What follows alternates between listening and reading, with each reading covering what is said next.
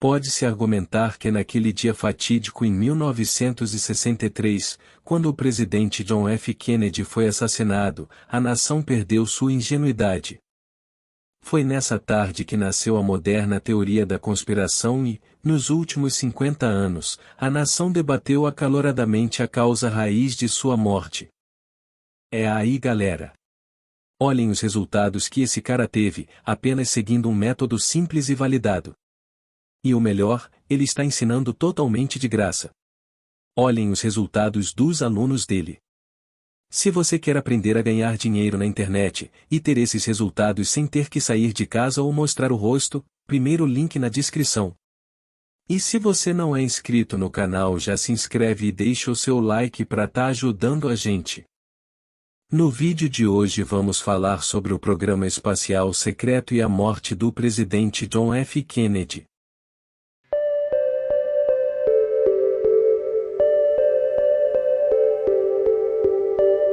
Alguns argumentariam que a máfia fez isso, ou talvez os cubanos? Há também o espectro iminente de um grupo de agentes da CIA descontentes realizando um ataque sancionado. Sancionado por ninguém menos que Lyndon Johnson. Muitas pessoas foram implicadas no assassinato, mas o propósito real de sua morte ainda permanece indefinido, mesmo depois de todo esse tempo. Provavelmente sempre escapará da prática da conspiração nascida em torno daquele dia sombrio. Talvez tenha sido o desejo de Johnson pela presidência, mas as conspirações nunca são limpas e simples e isso parece fácil demais. Pelo meu dinheiro, eu imaginaria que o assassinato foi realizado por muitas razões, e acho que a confissão no leito de morte de Howard Hunt deu ao público uma janela para o evento real, mas também suspeito que existem outros fatores contribuintes além da simples ganância e inveja. Embora a ganância e a inveja, como pecados mortais, tenham levado muitas pessoas a fazer coisas desesperadas e um assassinato cairia nessa categoria. Também poderia ter sido um único maluco solitário, mas considerando os eventos após o ato, eu diria que isso é improvável. Uma coisa interessante a ser observada, e eu suspeito que um forte candidato a fator contribuinte é um documento recentemente descoberto que Kennedy enviou alguns dias antes da viagem de Dallas ao diretor de inteligência central sobre não apenas OVNIs, mas também a abertura de um diálogo com o então União Soviética para exploração lunar e espacial conjunta e possivelmente ainda mais. No documento, Kennedy discute o fato de ter encarregado James Webb, administrador da NASA, de desenvolver operações conjuntas com a União Soviética. Ele pede ao diretor que avalie os casos de alta ameaça para confirmar que são ou bonificados ou versus operações classificadas da USAF ou da CIA. Ele também aponta que é importante fazer uma distinção entre o conhecidos e desconhecidos ou para que os soviéticos não confundam nossa busca por um programa espacial conjunto como uma cobertura de inteligência. No entanto, essa não é toda a história. No parágrafo final do último, datado de apenas 10 dias antes de sua morte, Kennedy também solicita que a CIA e a NASA formem um projeto para compartilhar dados sobre esses OVNIs, pois isso ajudaria os diretores de missão da NASA em suas responsabilidades defensivas. É essa última linha que me fez começar a pensar. Desde pequeno, como muitos, sempre fui levado a acreditar que a NASA era uma organização espacial civil. O fato de muitos dos astronautas serem militares estava ostensivamente relacionado ao seu treinamento avançado de voo versus a ideia de que eles eram de fato militares sendo colocados em órbita. Só mais tarde descobrimos que a NASA estava de fato sendo armada. Portanto, há 3 fatores fundamentais aqui. A primeira é que havia, de fato, a partir de 1963, pesquisas da CIA e da NASA sobre OVNIs. Isso não deve ser surpresa para qualquer pessoa interessada em pesquisa de OVNIs. O segundo fator é o desenvolvimento de operações lunares conjuntas. Essa foi a premissa por trás da proposta Lunar Zvezda. A terceira era uma responsabilidade defensiva da NASA contra os desconhecidos. A parte interessante disso é a escolha de palavras de Kennedy. De forma alguma ele se refere a esses objetos como OVNIs, em vez disso, opta pela caracterização de desconhecidos que implicam que eles podem ou não ser de origem extraterrestre. Ele carrega a implicação de que o desconhecido só era um fator conhecido. Além disso, surgiu um memorando, referido como o De Bourne Memo, lançado a Timothy Good, que parece indicar que a sempre presente Kabbalah Majestic 12 VMJ 12 queria suprimir a investigação de Kennedy sobre o desconhecidos e o memorando procura encontrar meios aceitáveis para lidar com a questão. Deve-se ressaltar que o memorando queimado é altamente controverso, mas a pesquisa do Majestic 12, Ryan Wood, jura por sua autenticidade, mas ao mesmo tempo é consistente com os pedidos posteriores de Bill Clinton em Roswell e UFOs, onde ele teria sido informado de que não deveria ter perseguido o problema ainda mais. O que aconteceu com Clinton, e a subsequente reafirmação por Jimmy Carter de seu avistamento de OVNIs, ele agora minimiza isso como uma aeronave, parece demonstrar um nível de medo em ambos os homens. Você pode dizer que eles foram atingidos ou de alguma forma, o que poderia incluir uma ameaça. No caso de Kennedy, provavelmente porque ele era impopular em certos círculos, os meios aceitáveis solicitados pelo grupo MJ-12 podem ter incluído uma sugestão para as pessoas certas de Johnson, que Kennedy fosse assassinado. Então, qual é a verdadeira história aqui? Alguém ou algum grupo estava com medo de permitir o acesso de Kennedy a informações sobre alienígenas? Isso é provavelmente improvável que eu suspeitaria. Podemos olhar para algumas das decisões de Kennedy para demonstrar que ele não se opunha a operações secretas, e com a divulgação das fitas de Kennedy o público foi convidado para o Salão Oval enquanto John e Bob Kennedy debatiam com Colby, chefe da CIA no Vez, apoiando um golpe contra o presidente Diem do Vietnã do Sul. Durante essa conversa, um John F. Kennedy muito frio e calculado ponderou suas opções, uma conversa que acabou levando ao assassinato de Diem.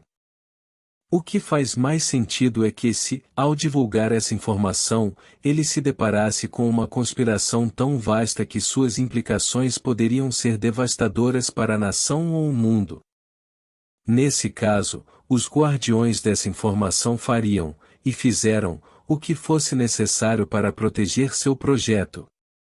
Não apenas porque a informação é perigosa, mas também por causa das inúmeras leis que eles violaram e pessoas que assassinaram para manter o segredo. Kennedy descobriu o segredo, e as rodas da conspiração emergiram de sua capa para colocar a bola em movimento. Então, o que seria tão devastador? Que tal uma guerra no espaço? Das pesquisas anteriores sabe-se que a partir da década de 1950 começaram a ser elaborados planos para a militarização do espaço. Projetos como o MOL, Laboratório de Observação Tripulada, bem como projetos de pesquisa avançada em armas de partículas e lasers, começaram bem antes de Kennedy assumir o cargo. Nomes como Chair Heritage, Saipapu e Sissó começaram antes mesmo do governo Kennedy ter começado. Na verdade, o projeto Lunex, a base lunar da USAF, foi proposto para estar totalmente operacional em 1961, 2 anos antes de Kennedy ser assassinado. A questão é, desses programas foram para travar uma eventual guerra no espaço contra os soviéticos ou foram projetados e implantados para combater outra pessoa?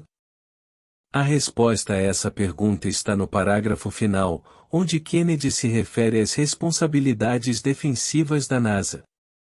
Pode-se supor que Kennedy estava ciente de que os militares dos Estados Unidos estavam aproveitando as capacidades da NASA para implantar essas missões e sistemas no espaço ou, pelo menos, em algum nível, a NASA estava ciente dos projetos e missões. Com base nisso, acho que, embora alguns desses projetos fossem de fato, na superfície, projetados para combater os soviéticos em um cenário da Terceira Guerra Mundial, a verdadeira natureza desses projetos era mais defensiva em orientação contra um agressor interno. O problema era que, de todas as contas, Kennedy queria tornar os projetos com os soviéticos mais transparentes, o que, juntamente com sua conhecida capacidade de obter respostas, provavelmente o tornava uma pessoa muito perigosa. Provavelmente era bastante ameaçador para os poderes constituídos. Você pode pensar na guerra espacial proposta como a guerra suja final. Se fosse confirmado e público, provavelmente levaria ao pânico em massa. As pessoas estavam com medo de discos armados descendo do céu, e têm visões de forças militares americanas impotentes desmoronando sob o ataque de alguma força não terrestre avançada. Esse tipo de revelação também exporia o nível de avanço técnico dos militares ao longo dos anos, o que também geraria desconfiança. Estimativas conservadoras colocam os programas DARPA escondidos em programas de acesso especial 60 a 100 anos antes da tecnologia de nível de consumidor.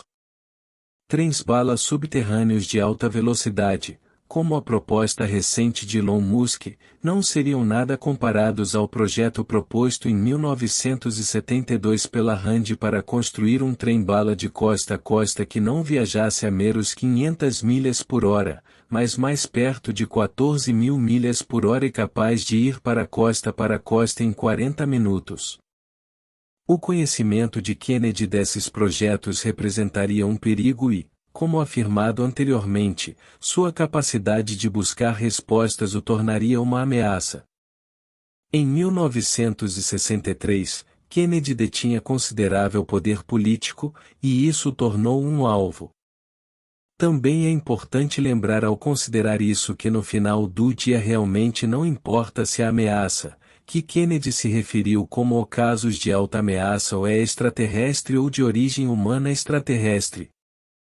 O mais importante é que esses desconhecidos o representavam uma ameaça considerável. Essa afirmação implica que ações estavam sendo tomadas para mitigar a ameaça, e essa é a gênese do problema. Expor a existência dessas tecnologias e projetos não apenas desestabilizaria o país, mas também ameaçaria as pessoas que administravam isso e, como dizia o memorando do MJ-12, isso era inaceitável. Então o MJ-12 executou o golpe? Não, suspeito que não. Realmente não é assim que uma organização, um governo paralelo, por exemplo, funciona. Organizar, assassinar e executá-lo provavelmente geraria escrutínio indevido, ou escrutínio potencial, em suas operações. O mais provável é que, reconhecendo a ameaça que Kennedy representava, eles começariam a fazer sugestões e pressionar as pessoas certas no momento certo para fazer o trabalho sujo por elas. É tudo uma questão de negação plausível, e alguém como Oswald recrutado por um grupo de agentes da CIA descontentes como Frank Sturgis ou Howard Hunt para ser o bode expiatório faz mais sentido. Upstream Sturgis ou Hunt recrutados e convencidos por agentes de Johnson e recebendo uma sanção passiva fazem a tempestade perfeita.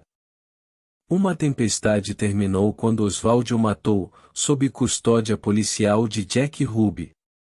O assassinato de Oswald encerrou o vínculo, e é assim que as ações secretas subversivas operam. Oswald foi pego, e Oswald foi morto para proteger o sistema que o colocou naquela posição. Simplificando, Kennedy foi morto para proteção. Proteção de informações, proteção de projetos secretos e é assim que as coisas funcionam.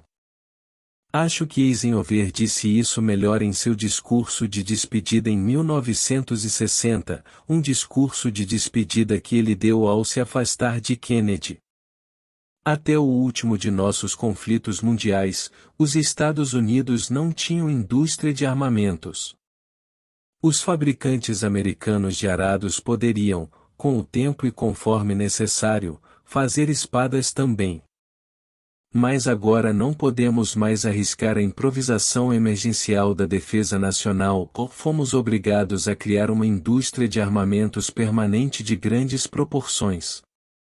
Somado a isso, 3,5 milhões de homens e mulheres estão diretamente engajados no estabelecimento da defesa. Anualmente, gastamos em segurança militar mais do que a receita líquida de todas as corporações dos Estados Unidos. Essa conjunção de um imenso estabelecimento militar e uma grande indústria de armas é nova na experiência americana. A influência total, econômica, política e até espiritual, se é sentida em todas as cidades, em todas as casas do Estado, em todos os escritórios do governo federal. Reconhecemos a necessidade imperiosa desse desenvolvimento.